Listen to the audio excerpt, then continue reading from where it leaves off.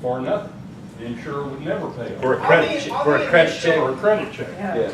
On the initial process of once you're being underwritten, there's not a charge on the bond. There may be some kind of handling charge. But it's basically, the way I like to use it, it's a pre-approval mechanism, okay? So they basically, we give you a pre-approval mechanism, the carrier does, and you submit that into your application. Once you are approved, you know you have 7 days to activate that bond. And we're going to kind of get into that in a minute. Thank you. Does that? That initial bond is more a pre-approval that you can qualify for the performance bond when you need it. But we have to pay a full premium for that bond. Not on the initial bond. The initial, it's basically you're going through the pre-approval process. There may be some fees, but you're not paying a full bond premium at that point. You don't pay the bond premium until you need that performance bond after your application is accepted. That make sense? Can you get approved on the first one, denied on the second one? No. If you get the first one, you get the second. What? The way it's set up, you're actually getting pre-approved for more than what you'll need in a performance bond. It's $1 million pre-approval for a cultivation facility. When you need the performance bond, you only need a $500,000 performance bond. And that's what you'll pay bond premium on, the $500,000. So once you actually have, Yeah, since you have to show 500,000 liquid assets, seems like that kind of automatically qualify you for $500,000 It's bond. R. It's $1 million pre-approval for a surety bond, R, $500,000. The regulations I saw say and. Should be on that green sheet in your folder. Oh, it says and. It says applicant shall provide proof of assets or a surety bond in the amount of $1 million and proof of at least $500,000 in liquid assets. He is correct, it is and.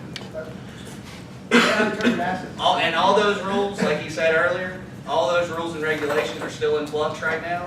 Those things are changing every day. That's what is out there right now from the state, that their requirements are. And what we're doing is we're working with the underwriters to help prepare them for what's coming at this point. And until we start walking through the processes on what the final rules from the state are going to be, we're trying to go along with what's written in the regulations, and that's what it says right now. Joe will actually issue out something called a bond form, and it will probably come out in a couple of days before the application is rolled out. And the bond form will have the triggers and everything that you need to know about the bond in that bond form. It's a criteria base for the bond, actually, for the underwriter to look at to see what the state is actually requiring. That piece of paperwork is not out yet, though. And so hopefully it will be out within the next 2 weeks. If you don't take anything away from this meeting today, the most important thing is you have to know how an underwriter makes the decision.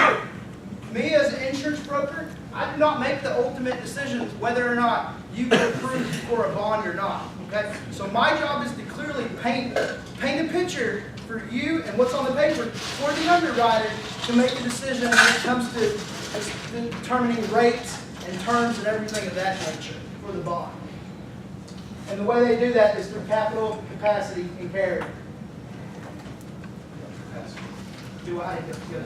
Okay, I'm sorry. Experience and organization matching are the requirements of the project. So resumes, organizational chart, if you already have equipment purchased, if you already have facilities purchased, whatever you're doing to get into this industry, that's where you list it, okay? So the underwriters are all aware that you guys are all startup companies.